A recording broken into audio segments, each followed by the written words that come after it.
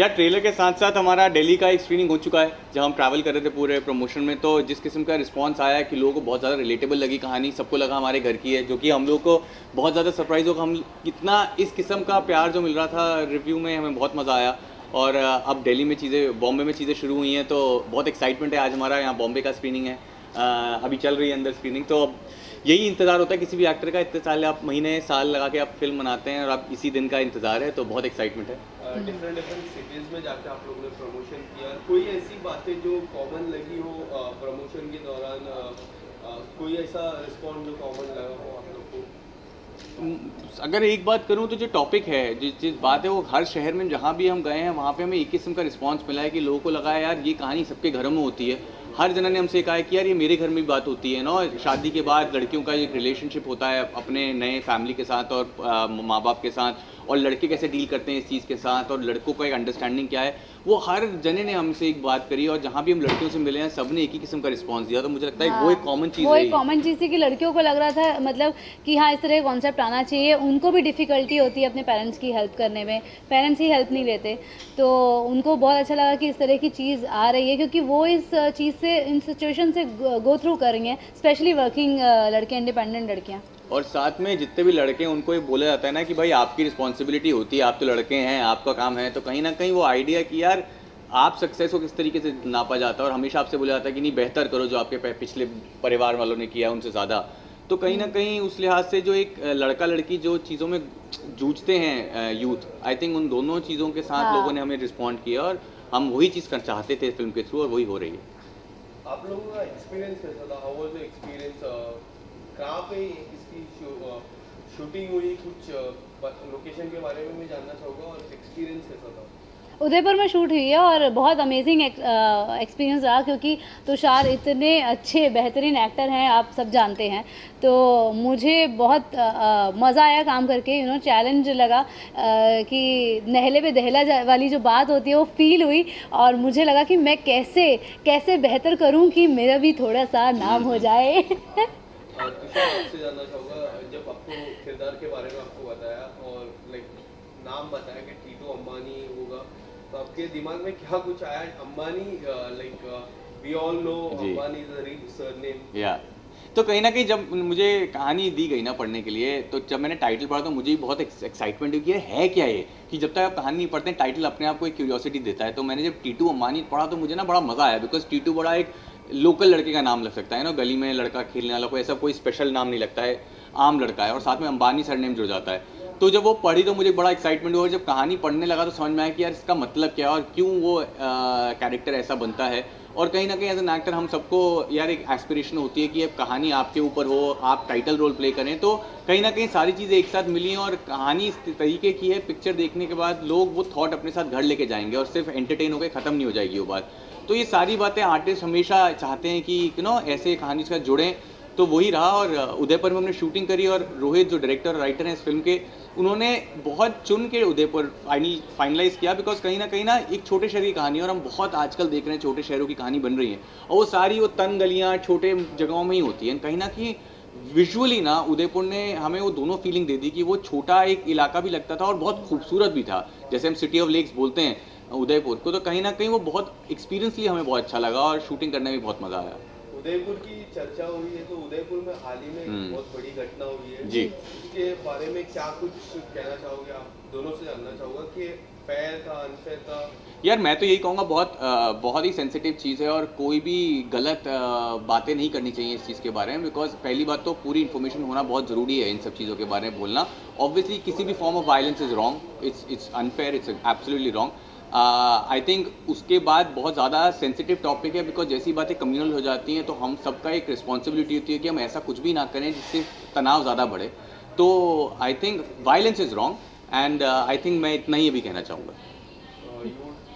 मैं भी यही बोलना चाहूँगी कि ऑब्वियसली अगर हम कुछ भी अपना पॉइंट ऑफ व्यू देंगे, मैं नहीं चाहती कि वो चीज़ और ज़्यादा पकड़े हवा। तो ऑब्वियसली जो गलत है वो तो गलत है ही। वॉयलेंस तो जैसे तुषार ने, मैं पूरा एग्री करती हूँ कि वॉयलेंस तो नहीं करना चाहिए, और बस इतना ही। ओके, सो लास्टली जाते जाते दर्शकों को क्या कहना चाहोगे? Small message.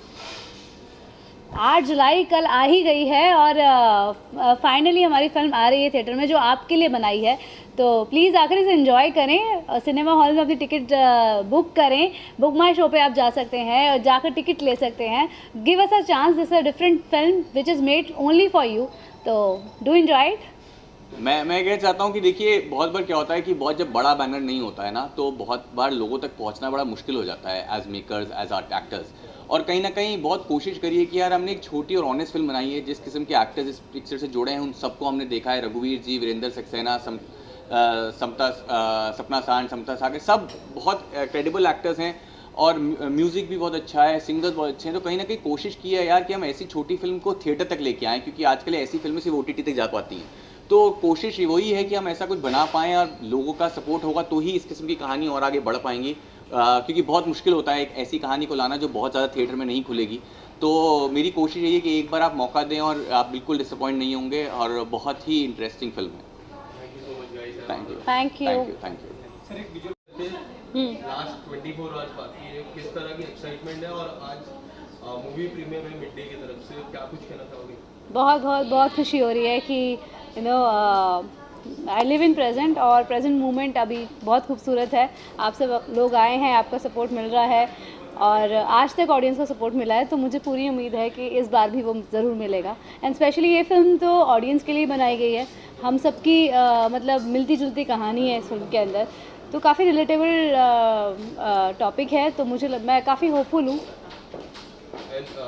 बात करूँ मूवी के ट्रेलर की, काफ़ी अमेजिंग ट्रेलर लगा है और रिस्पॉन्स भी काफ़ी अच्छा मिला है।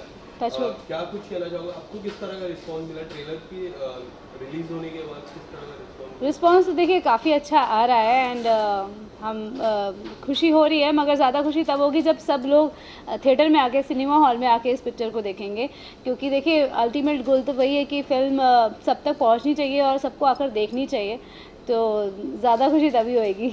और कमबैक हुआ है आपका बड़े पर्दे पे, पहली बार आप देख रहे जी, हो, सेम डायरेक्टर है, किस तरह की फीलिंग होती है और बड़े पर्दे पे डेब्यू होने जा रहा है, कल के लिए आप नर्वस हो, एक्साइटेड हो, क्या कुछ फीलिंग है? देखिए नर्वस तो डेफिनेटली हूँ, क्योंकि जिस तरह का दौर चल रहा है इट इज़ वेरी डिफ़िकल्ट, और सबसे बड़ी पर इस बात के लिए खुश भी हूँ कि फ़िल्म रिलीज़ हो रही है।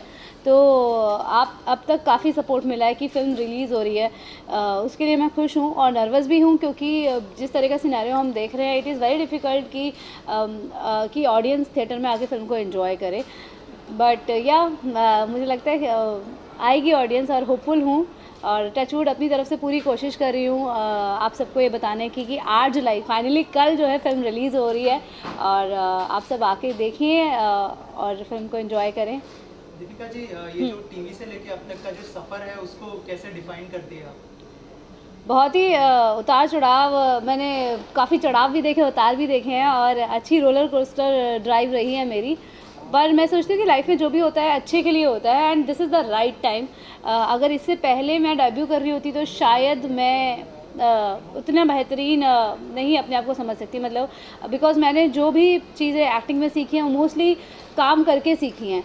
तो मुझे लगता है कि मुझे अच्छा एक्सपीरियंस मिला, अच्छा एक्सपोजर मिला, जिसकी वजह से मैं अपने आप को एक एक्टर बोल सकती हूँ आज। और क्या डिफरेंस महसूस किया आपने जो है टेलीविजन शोज किए और हाँ जी, डेब्यू कर रही है फिल्म की तरफ, क्या डिफरेंस महसूस करती हो? देखिए डिफरेंस फिल्म का काफ़ी डिफरेंस है, क्योंकि फिल्म थोड़ी अलग है। जिस तरह की बॉलीवुड हम फिल्म देखते आ रहे हैं अब तक, ये फिल्म उससे काफ़ी अलग है। तो मुझे लगता है कि ऑडियंस को इस फिल्म को देखने आने के लिए कुछ पुराना अगर दिमाग में रहेगा तो वो शायद उतने अच्छे से एंजॉय नहीं कर पाएंगे, क्योंकि ये फिल्म अलग है और काफ़ी नेचुरल है, काफ़ी रिलेटेबल है। तो इसलिए ये मुझे लगता है कि कंटेंट टू कंटेंट डिपेंड करता है आपके ऊपर। तो मेरा जो पहला मैंने काम किया है वो कंटेंट अलग था और उसकी शूटिंग अलग थी, इसकी शूटिंग अलग है। तो इसमें यही अलग था कि जितना हो सके मैं नेचुरल रहूं, और कैरेक्टर बहुत अलग है, लड़की ज़िद्दी है तो इतनी आसानी से रोती नहीं है, इनफैक्ट रोती ही नहीं है, और तो बहुत अलग है। तो इसका जो साइकोलॉजी थी इसको समझने में, उसमें मैंने वो अलग तरीके से इसको कंसीव किया है। आई एम होपफुल कि सबको ये पसंद आए, जो मैंने इस बार अलग कुछ कोशिश की है। किरदार के बारे में मैं थोड़ा सा जानना चाहूँगा कि सॉरी आई मिस्ड, क्या किसके बारे में? आपकी किरदार के किरदार। बारे में थोड़ी जानना चाहूँगा। और नाम टीटू अम्बानी है, काफ़ी अमेजिंग जी। सरनेम तो काफ़ी अमेजिंग है। क्या कुछ कहना चाहोगे नाम से और आपके किरदार के बारे में?